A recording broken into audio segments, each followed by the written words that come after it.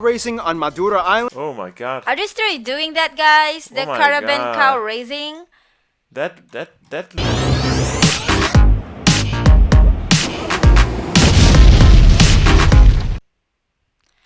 Hi guys. Hi guys, welcome back to our channel. Apa kabar sayang? Apa kabar? So this is Tim Vena Adventures. In part of this video, we will do another reaction about Indonesia, and for now, it's their geography. So let's start. Let's start. About Indonesia. Well, let's just go all the way back. Hey everybody, so if you don't know anything about Indonesia, basically all you have to know is that it's kind of like the Hawaii of the Muslim world, but it's like huge. It's like the biggest state, and with orangutans. And that's it, just no punchline. Let's just go to the intro song. It's time to learn geography. Now! Hey everybody, I'm your host Barbie. So as some of you know, I've been to Indonesia one time on Batam. one island for like 3 hours. I ate... Oh, that's Batam. And the reason why he was in Batam was because he was in Singapore, right? Maybe. Probably, yeah. one dish. So basically, I'm like the Indonesia expert, right? Well, if not, I'm kind of like the only guy on YouTube doing full profile videos like this. So for now, you'll just have to kind of deal with me for like the next 12 or so minutes. Woohoo! Default! Alright, so again, if you don't know anything about Indonesia, it's basically like if the Middle East and South Asia had an incredibly colorful, loud, somewhat explosive set of babies. Like thousands of them. Okay, that doesn't really help. First of all, Indonesia is the world's largest archipelago nation, located right where the Indian Ocean meets the Pacific Ocean, on the incredibly clustered set of islands making 6 countries known commonly as Nusantara, or the Malay Archipelago. Indonesian Archipelago. Sure, whatever makes you happy. Indonesia actually has land borders with 3 of these countries, East Timor, Papua New Guinea, and Malaysia, on the biggest island, Borneo, or Kalimantan, which is one of the world's only 2 triple split nation islands, the other one being Cyprus. Although technically, if you include the UN buffer zone, it's kind of like 4 entities, but the UN isn't a country, whatever, just watch the Cyprus episode. The country is divided into 34 provinces, 5 of which have special administrative statuses, with the capital and most populous city, Jakarta, located on Java, the world's most populous island with nearly half of the entire population of Indonesia in it. The largest cities after Jakarta are Surabaya and Bandung, both located on Java. Oh, we haven't got to Bandung.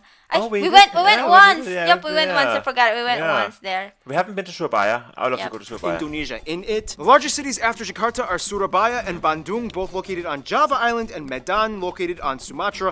I'd love to go to Medan. Never been to Medan either. Oh, I have. Oh, yeah, I want to know some more. I mean, some more things about Medan. Largest airports. Wow. So I've been to this airport Many times. so incredibly many times. And I think I've probably been waiting in one of these huts here, right? And I've been here waiting in these huts for so long to go home to my beautiful wife. Actually, I went there also many times. Yeah. We went there We did go there a lot. a But lot. I travel a lot there on business, yeah. And you went a lot sometimes with me as well, right?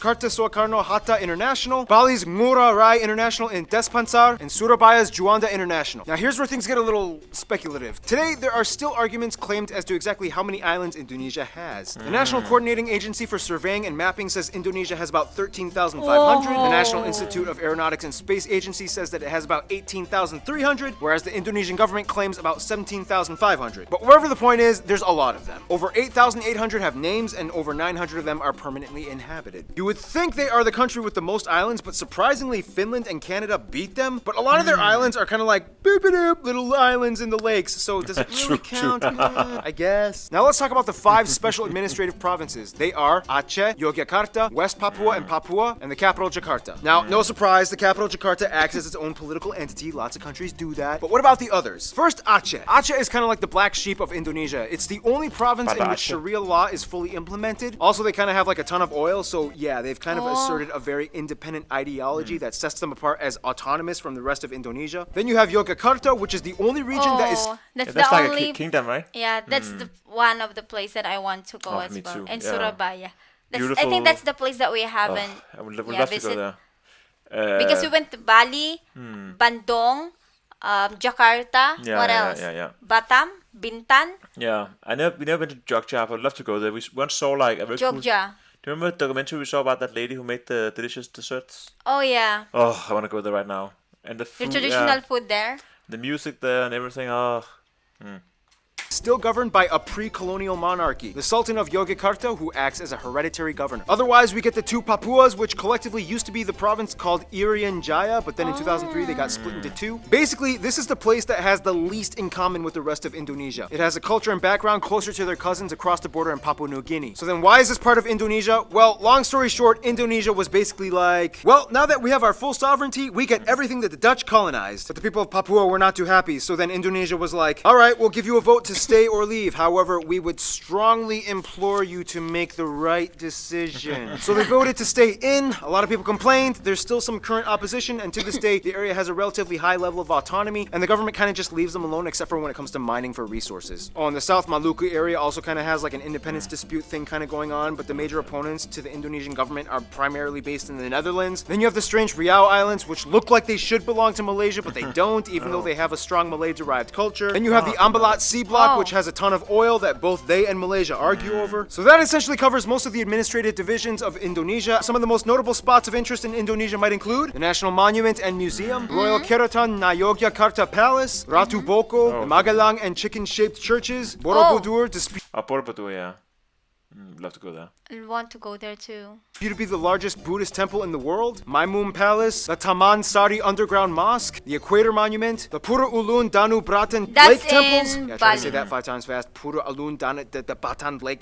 The Millennium Bridge, the Sacred Monkey Temple, the Hellmouth or Elephant Cave, the 7-story pagoda of Cebu, the smoked mummy villages of Aikim and Jiwika in Papua. Or if you're lazy, you can just go to the Taman Mini Indonesia Indah Park, which kind of has like a bunch of replicas of all the famed sites in Indonesia. Oh, and keep in mind, there's Dutch colonial style buildings all over, too many ancient temples and pagodas to list. But no matter how many buildings and landmarks are built, they will never compare to what Mother Nature has done. Which brings us to... Hey, I missed a few there, right? What about Tanalot? That's in Bali. But Bali's still Indonesia, right? Tanalot Temple? He didn't mention that. Oh, Oh, is it? Oh, yeah.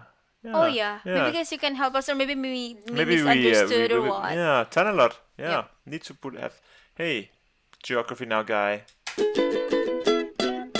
Indonesia's land is like that one ex we all had back in our 20s that we trusted a stupid friend. What do you mean back in our 20s? That guy looks like he's below 30, right?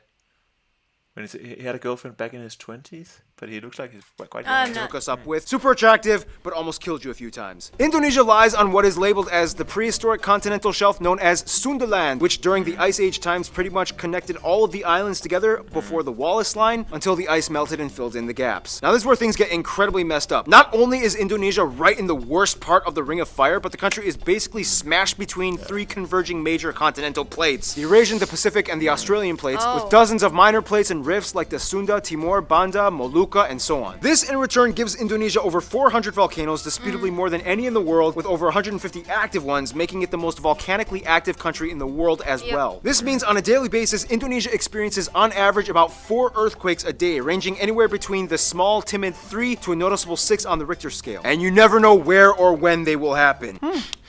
Impressive. Nonetheless, volcanoes can be a good thing, especially when concentrated close to the equator, as the warmer, humid climate allows moisture and minerals to coalesce, creating some of the most fertile land on the planet. This is why places like Hawaii and Iceland are so radically different despite both being volcanic islands. In the end, Indonesia got blessed with a flourishing abundance of flora and fauna, the second highest concentration in the world after Brazil, many of which being endemic species like the Rafflesia arnoldi and the Titan arum, the largest Meat-eating plants. Huh? Meat-eating plants. Yeah. flowers in the world, which each smell like rotting corpses. And at over 180, they also have the highest concentration of mammals out of anywhere in the world. Nonetheless, the national animal is actually Monitor lizard, right? Is that a monitor I lizard? think so. a reptile, the largest in the Oh, I know what's it called, like the dragon? Dragon, yeah. world at 3 meters dragon. long, the famous Komodo Komodo dragon, which you can dragon. find a bunch of on Komodo Island, which is where they get their name from. And they can kill people.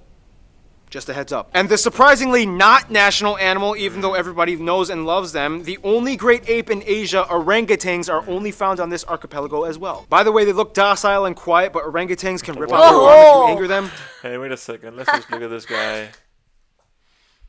Oh my god, wow. That guy looks scary. Wow, he got a floppy cheeks. Yeah, that guy looks scary. And we're No, he's cute. Hey, who are you talking about? This guy? Oh, this guy. No, that guy. Oh, this guy? Yeah, that guy. Yeah. He looks a bit angry, yeah. It's so cute. Yeah. Okay. so don't. Otherwise, the largest mountain, Puncak Jaya, is located in the east in Papua. The longest river, the Kapuas, flows on Kalimantan or Borneo Island, starting in the east, emptying into the South China Sea. The largest lake, as well as the largest volcanic lake in the world, Lake Toba, can be found on Sumatra. This is also the site of the largest speculated volcanic explosive eruption on Earth that essentially created a worldwide volcanic winter. The eruption was so big that you can literally observe ashes from the explosion that went as far as Malawi in East Africa. Remember guys, Mother Nature is beautiful, but if she wants, she can kill you. Close to Puncak Jaya is Grasberg, the largest gold and copper mine in the world. And on Mount Ijen on Java, which spews out blue lava, all over you can find Mount Ijen on Java, which spews out blue lava. Puncak Jaya is I want to go there. Wow. I want to go Remember to that we mine. went to Bandung and we went into the What's it called? crater there? Yeah, what's it called again? Very hard to say too. Yeah, I'm gonna put later in our end screen. Oh, yeah. Yep. Grasberg, the largest gold I was in Bandung, yeah, Bandung, yeah. and copper mine in the world. And on Mount Ijen on Java, which spews out blue lava, all over you can find intrepid sulfur miners that literally go into the base of the volcanic craters, risking health just to get raw sulfur ores. Otherwise, you have other anomalies like the Sidoarjo mud volcanoes, the three-colored lake Kelimutu in Flores, and the Kakaban Island jellyfish lake. Too many strange places. To this day, Indonesia is the #1 producer of palm oil, cloves, cinnamon, nutmeg, coconut, and vanilla. Some national dishes might include things like rendang, satay, or satay, gado-gado, lontong, ketupat, papeda, ikan bakar, pempek, tumpeng, lemang, and the national dish, nasi goreng, Oh, nasi goreng. Oh my gosh, nasi goreng. which basically just means fried rice, which has no exact recipe. You can mix it up and kind of do whatever you want to it. Oh, and keep in mind, Malaysia might argue that some of these dishes belong to them, but that's a whole other story tied in with history and culture. We got time. Why not talk about it?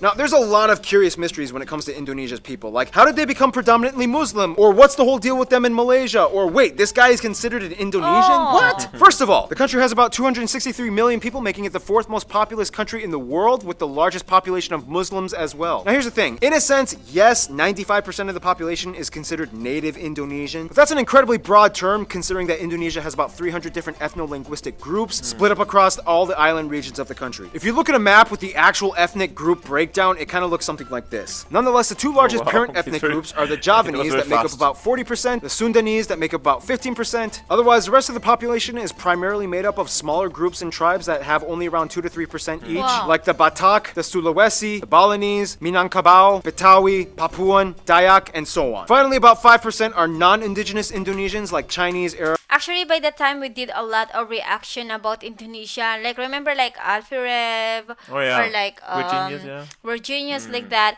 we slowly getting to know more about Indonesia, about their culture and everything, because sometimes you're just gonna say that, oh, that's a Javanese music, Yeah. that's Balinese music, so like I'm confused before, but now I understand it already. Yeah.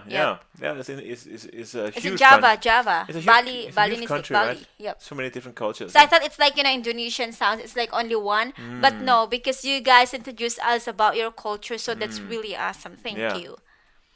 Arabs, Indians, and even a few Europeans. They also use the Indonesian rupiah as their currency, they use the Type-C plug outlet, and they drive on the left side of the road. And here's where things get a little confusing. Culture and language. The one thing that kind of unites all Indonesians is that they share the national language Bahasa Indonesia, which means the Indonesian language. However, Bahasa Indonesia is actually kind of like a lingua franca to many of the people, as Indonesia is the world's largest trilingual country. In addition to Bahasa Indonesia, most people speak their own mother tongue as well as English. Yep, English. They caught on quick when they realized it was the money language. The funny thing is, even though the Javanese make up the largest people group, the Javanese language is not an official language. Technically, it could have been, but then that would have favored one people group over all the others, which would have caused tension, so they kind of had to choose like a neutral default. Plus, Javanese is like really hard to learn, and the original writing system, although very beautiful, is incredibly difficult to write. Nonetheless, at nearly 100 million speakers, this makes Javanese the largest non-official minority language in the world. And that's why the Bahasa Indonesia language is so strange. It's not even technically indigenous to Indonesia, but more Malay derived. To this day, people who speak Bahasa Indonesia can understand somewhere around 60 to 70%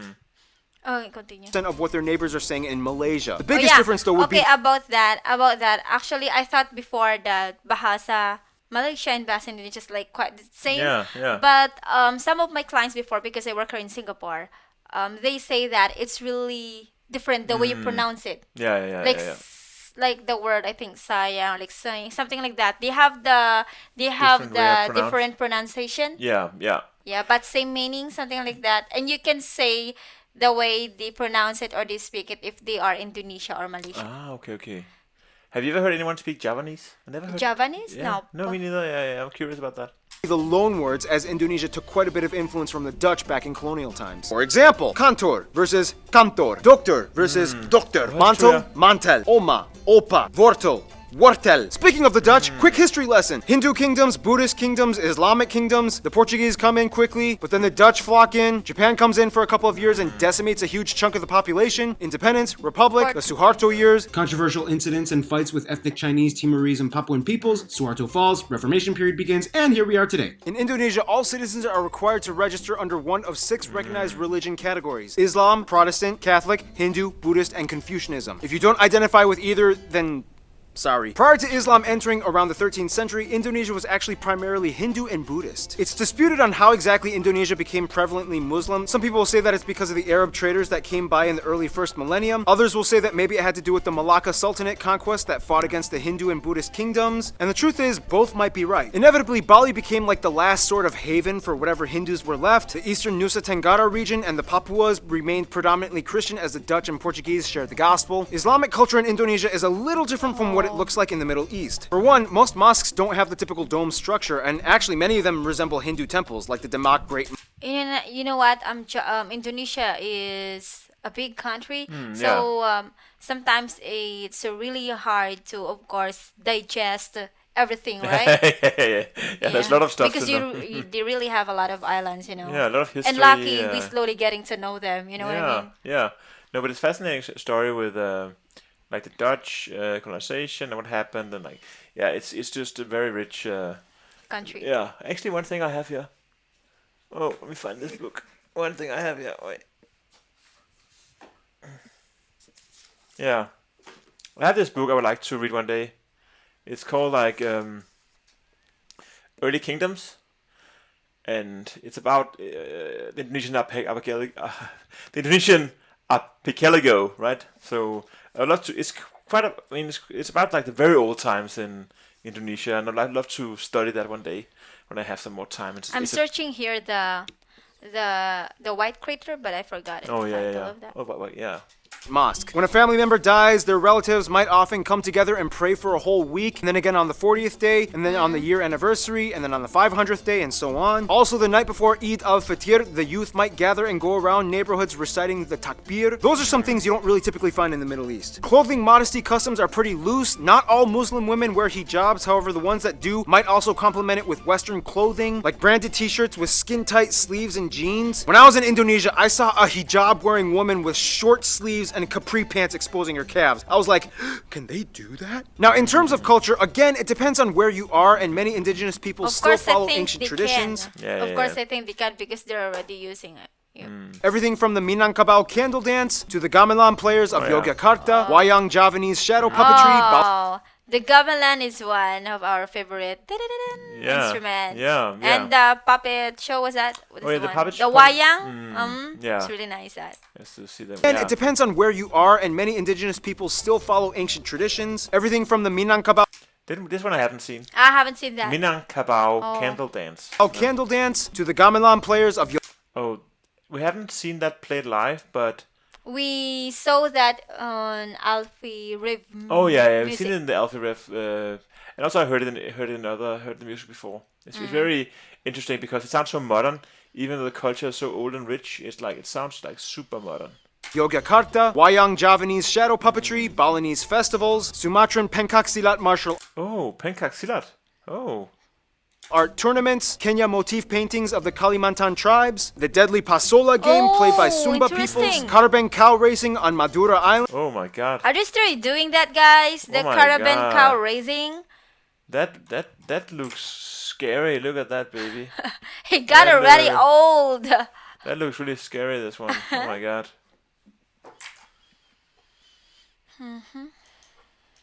Island, the strange burial traditions of the Toraja people, and everywhere you can find those pointy longhouses. Otherwise, some notable people of Indonesian descent might include people like the first president Sukarno, Gadamaja, R.A. Kartini, B.J. Habibie, Iko Uwais, Yayan Ruhian, Sesep Arif Rahman, Agnes Monica, Iwan Fals, Anggun, Megawati Sukarno Iwan Putri, Fals? Harton. Yeah, we know Iwan Fals. Have you reacted to him? Oh, I know Iwan Fals. Yeah. I think Musician, right? wait. Alif Bata Covered his name. His song. covered Yeah. one of his song. Yeah. Oh, I remember that. Yeah. Brothers and YouTubers Brian Emanuel and Raditya Dika. Now, it's so hard to cover There's a lot of like very famous badminton players as well. Indonesia is like a powerhouse in badminton.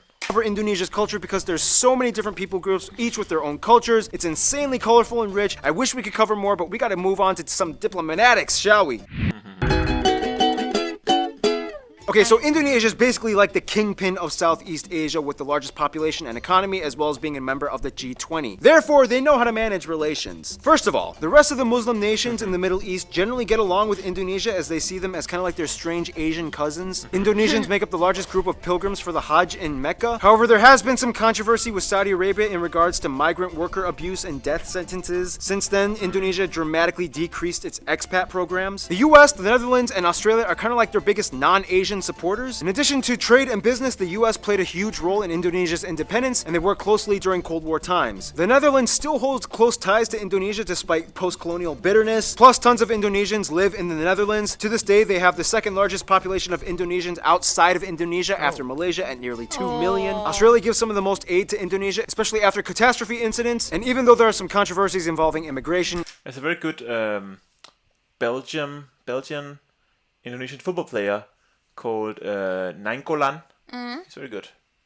and attacks on Australians abroad, they still share close ties generally. Now, Indonesia and Malaysia are kind of like the Colombia and Venezuela of Southeast Asia. They're like the twins separated at birth and have a strange love-hate relationship. Malays accuse Indonesians of stealing their culture and language. Indonesians accuse them of not being grateful for all their help during war times. But when they actually meet up as people, it's like they're totally brothers. Nonetheless, most Indonesians I talk to have said Japan is probably their best friend, which is funny because Japan kind of really messed things up during World War II. Nonetheless, they've moved on, and today Japan makes up the largest export partner. Tourists flock in year-round, and the two have been building each other up for over half a century. In conclusion, Indonesia's people are very much like their islands, numerous with lush, colorful, strange diversity. Sometimes a cyclone, earthquake, or volcano of controversy erupts, but at the end of the day, they still flourish together as one. Stay tuned, Iran is coming up next. Iran.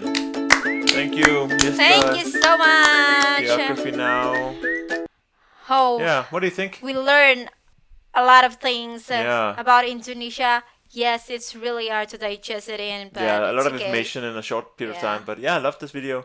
Hey, I really like the Geography Now videos. Also, I really like it too. Mm. And you know what? What good in Indonesia is to really have, a lot of things that they can show to us about their Yeah. culture and everything. And until now, they still embrace that. You know what I mean? Yeah. So as you can see, we do a lot of reaction about World Genius or Alfie Rev, Mm. which is the good thing is like even they're making like a music. Or like they're mixing it with EDM music plus the gamelan music. Yeah. It's quite interesting because it's like a modern. yeah, well said. Well said. Yep. Yeah, I really. And every time I they're think, like- I think it's a good point that they're really good at keeping their roots, right? They're still. Yeah, until now they have it. Yeah. So even like we're watching Alfred or like Virginius, a lot of people's like dancing on their background, which Yeah. is they're Gamelan. wearing their costume, cultural or traditional costume, and then they're playing their gamelan, that's really nice into your country, guys, because Yeah. you really embrace your culture until now. So that's amazing. Anyway, thank you so much for watching. Thank you for This is watching. Tim Vena. Bye bye. Bye bye.